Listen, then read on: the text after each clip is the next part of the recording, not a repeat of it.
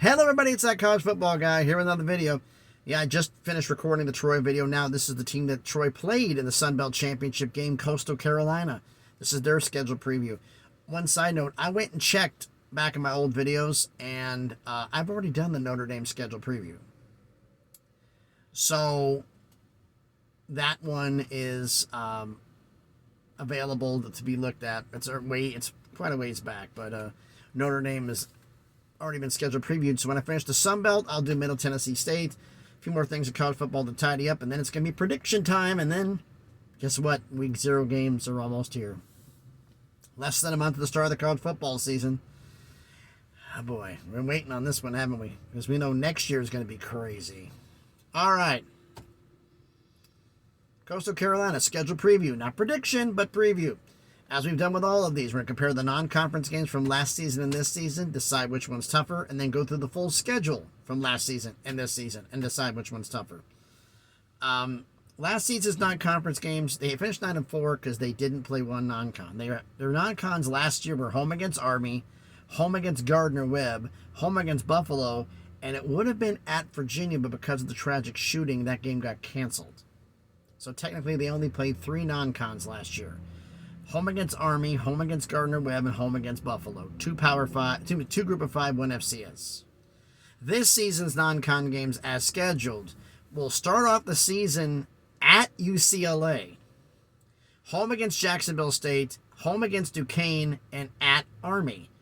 1 Power 5, 1 Group of 5, 1 Power 5, 2 Group of 5, 1 FCS. One of the Power 5s is on the road. So by default, I'm saying this season's non-conference games are tougher. Now let's go through the schedule for Coastal Carolina for last season. Start the season at home against Army, and they won 38-28. Then actually they had a 3-game homestand with 3 non-cons. Home against Army, home against Gardner-Webb, where they won 31-27, and home against Buffalo from the MAC, they won 38-26. Start off conference play at Georgia State, won 34-30. Home against Georgia Southern, I think it was 37-30, 34-30. Won at ULM, won 28-21. Home against Old Dominion, lost 49-21. They got blown out.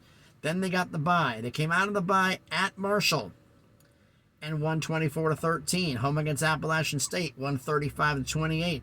Home against Southern Miss, won 26-23. Close game. Then the Virginia game, unfortunately, was canceled.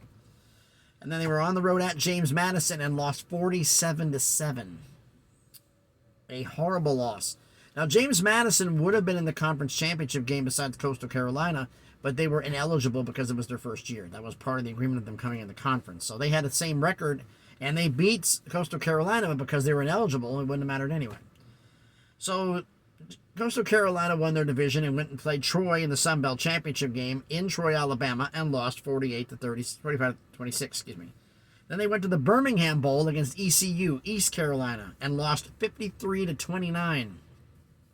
So they finished the season on a 3-game losing streak. Now, what do they have this season for their schedule? They start off the season on the road at UCLA, home against Jacksonville State, home against Duquesne. Then start conference slate, home against Georgia State. Yeah, you saw this. They have 3 non-cons, and then there's another non-con in week 12. That's how it is both years. Home against Duquesne, starting off conference play, home against Georgia State, at Georgia Southern, at Appalachian State, then the bye. Last season, it was 7 in front of the bye and 5 after. This season, it's 6 in front of the bye and 6 after. So it's still pretty well balanced. Come out of the bye at Arkansas State, home against Marshall, at Old Dominion, home against Texas State, at Army, and finish the season at home against James Madison.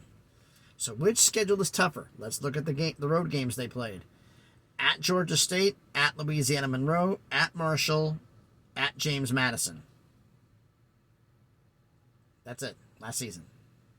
This season, at UCLA, at Georgia Southern, at Appalachian State, at Arkansas State, at Old Dominion. Yeah, I'd say this season's non-conference schedule's tougher than last season's. It's going to be an interesting show here for Coastal Carolina because James Madison's breathing right down their neck. But why don't you let me know your thoughts about everything down in the comments. So first off, thanks everybody for watching the video. If you haven't done already, please smash the like button, hit the thumbs up. Helps with the algorithm, helps the video be seen by more people. Comment on the video. Our 3 questions we ask. One, non-conference games last season or this season. Which one's tougher? Second, overall schedule last season or this season. Which one's tougher? And the third one, they won 9 games last year. Do they think they have a shot at winning that again? And do they have a shot at challenging for the conference championship? Let me know the answer to all these questions down in the comments. And if you haven't done it already, please subscribe to the channel. Just past 400 subscribers. We're almost at 450. On the way, it was 449 when I last looked. On the way to 500 subscribers, slowly but surely on that climb up to 1,000 so we can start making some things happen. So, thanks everybody for watching. Like I said, finishing out the Sun Belt, Middle Tennessee State, and then we start having some fun here. I'll be glad at my Expander file to get my Expander file a little bit more reduced down. I can put it in my regular file that I have on the truck, because that's where I saved my predictions from last season and my record. And I'm actually going to be keeping these. I'm doing the channel. I want to see like a 5-year average, what my results is, my 10-year average is, what were my highs, what were my lows. It's for my purpose only, and maybe I'll do a video about that later on. We'll see what happens about that. So my phone gets crazy here. Yeah, I was doing that with the thing, just messing with everybody. But thanks everybody for watching the video. Like I said, we'll see what happens here. I was in the process of being unloaded and the forklift broke down. What it picked up, I heard a and then something, a whirring and a clicking sound, and then it stopped. Skids are heavy. It broke their forklift.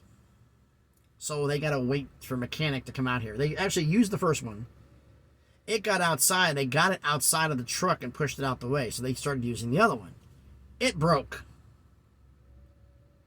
3 skids in the back are like 2,600 pounds apiece. So I'm like, maybe it should be a good idea for you guys to go across the way over here. There's a place that rents out heavy equipment. Borrow one of their heavy ones. Pay for a day's rental on it.